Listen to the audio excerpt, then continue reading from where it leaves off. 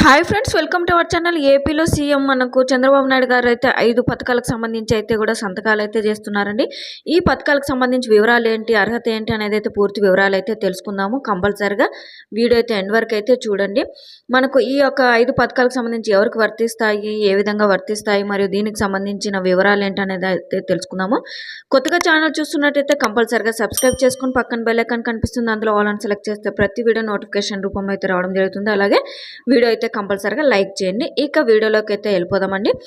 CM Chandrababu Naidu గారు అయితే మనకు అంటే ఈ యొక్క 5 పథకాలకు సంబంధించి అయితే కూడా పూర్తి వివరాలు అయితే అందించారండి. ఆ యొక్క వివరాలని తెలుసుకున్నట్టయితే ఎన్నికల్లో చారిత్రాత్మక విజయాన్ని సాధించిన చంద్రబాబు నాయుడు గారు అంతే స్థాయిలో చరిత్రలో నిలిచిపోయేలా మొదటి 5 సంతకాలు అయితే చేయనున్నారు. సో యువతకు పెద్దపీట వేసేలా మెగా డిఎస్సి మరియు నైపుణ్య గణన ప్రజలు అయితే కూడా ఆందోళన తీర్చేలా కూడా ల్యాండ్ టైటిలింగ్ యాక్ట్ రద్దు చేసే విధంగా మరియు వృద్ధుల వితంతువులు, వికలాంగులు, ఒంటరి మహిళలకు అండగా నిలిచేలా పెన్షన్ అయితే పెంపు చేస్తున్నారు. సో పేదల ఆకలి తీర్చేలా అన్న క్యాంటీన్లు మనకు మళ్ళీ రీస్టార్ట్ అయితే చేస్తున్నారండి. ఇక టాపిక్లోకి అయితే వెళ్ళిపోదామండి. నిరుద్యోగ యువతకు మనకు యువతులకు వరంగా డిఎస్సి అయితే కూడా విడుదల చేస్తున్నారని నోటిఫికేషన్లో. తదేపా అధికారంలోకి వస్తే మెగా డిఎస్సి ఇస్తామంటూ ఎన్నికల ముందు ప్రతిష్టాత్మకంగా అయితే కూడా చంద్రబాబు నాయుడు గారు అయితే ఇస్తామంటూ ఎన్నికల ముందు అయితే కూడా ప్రకటించారు. సో మొదటి సంతకం మెగా డిఎస్సి పైన చేస్తానంటూ హామీ అయితే ఇచ్చారు. ఆ ప్రకారమే తొలి సంతకం మెగా డిఎస్సి దస్తావేజులపై అయితే కూడా చేశారు. అనంతరం వైకాపా ప్రభుత్వంలో ఇచ్చిన డిఎస్సిని సవరించి కొత్తగా ప్రకటన విడుదలైతే చేయాల్సి ఉంటుందని అయితే చెప్పారు. సో మనకు పాఠశాల విద్యాశాఖ పరిధిలో చూసుకున్నట్టయితే, విద్యాసంస్థలో చూసుకున్నట్టయితే 13,000కు పైగా పోస్టులు అయితే ఖాళీగా ఉన్నట్టయితే కూడా ప్రాథమికంగా అధికారులు అయితే నివేదిక అయితే రూపొందించారు. సో వీటిపై సీఎం చంద్రబాబు నాయుడు గారు అయితే చర్చించి అధికారికంగా ప్రకటించే అవకాశం ఉందని అయితే చెప్పారు. సో రాకాసి చుట్టానికి చెల్లు చీటు అని అయితే చెప్పడం జరిగిందండి. సో మనకు రాష్ట్ర ప్రజల్ని అప్రమత్తంగా భయపరిచిన చేసిన చూసుకున్నట్టయితే ల్యాండ్ టైటిలింగ్ అండి. ఈ యొక్క యాక్ట్పై చంద్రబాబు నాయుడు గారు అయితే రద్దు చేస్తామని అయితే చెప్పారు. సో రెండో సంతకం అయితే ఈ యొక్క యాక్ట్ పైన రద్దు చేయడానికి అయితే కూడా చంద్రబాబు నాయుడు గారు అయితే సంతకం చేస్తామని అయితే చెప్పారు. సో ప్రజలు స్థిరాస్తులు కొట్టివేయాలని జగన్మోహన్ రెడ్డి గారు అయితే ప్రభుత్వం అత్యంత దుర్మార్గమైన ఈ చట్టాన్ని అయితే కూడా 2023 అక్టోబర్ 30న తీసుకొచ్చింది. ఈ రాకాసి చట్టం అయితే కూడా మనకు ప్రభుత్వం ప్రైవేటు వ్యక్తులతో కూడా భూభక్షాలను అయితే కూడా ఆస్కారం ఇచ్చేలా వివిధ సెక్షన్లు అయితే కూడా పొందుతున్నారని అయితే చెప్పడం జరిగింది. ఇక మనకు చూసుకున్నట్టయితే నెక్స్ట్ పథకం చూసుకున్నట్టయితే పెన్షన్ అండి. పెన్షన్కి సంబంధించి 4,000కి అయితే పెంచుతామని అయితే చెప్పారు. సో 2014లో అధికారంలోకి రాగానే చంద్రబాబు నాయుడు గారు 200 పెన్షన్ను 5 రెట్లుగా పెంచి 1,000 రూపాయలు అయితే చేశారు. తర్వాత దీన్ని 2,000కు పెంచారు. సో ఒక్కసారిగా ఎన్నికల ప్రచారంలో అయితే కూడా మనకు 4,000 పెంచుతామని అయితే చెప్పారు.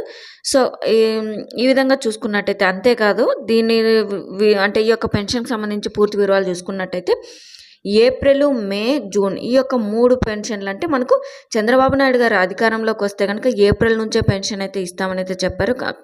మనకు అంటే లాస్ట్ ప్రభుత్వం 3,000 అనేది అయితే ఎటో ఇచ్చింది కాబట్టి ఆ 3,000తో పాటు 1,000 రూపాయలు అనేది కలిపి టోటల్గా 4,000 రూపాయలు ఇస్తామని అయితే చెప్పారు. సో దాని తర్వాత ఈ యొక్క 4,000 రూపాయలు అయితే ఇవ్వలేదు కాబట్టి మనకు 3,000 ఇచ్చారు కాబట్టి ఏప్రిల్ నెల 1,000 రూపాయలు మరియు మే, జూన్ ఈ యొక్క 3 నెలలు 1,000 రూపాయలు 3,000 రూపాయలు అవుతుంది కదండి. అదేవిధంగా జూలైకి సంబంధించిన 1,000 రూపాయలు 4,000 అవుతుంది. మరియు ఇక యథావిధిగా ఇచ్చే పెన్షన్లో చూసుకున్నట్టయితే 3,000 రూపాయలు టోటల్గా 7,000 రూపాయలు అనేది అయితే జూలై నెలలో ఇస్తామని కూడా చంద్రబాబు నాయుడు గారు అయితే చెప్పారండి.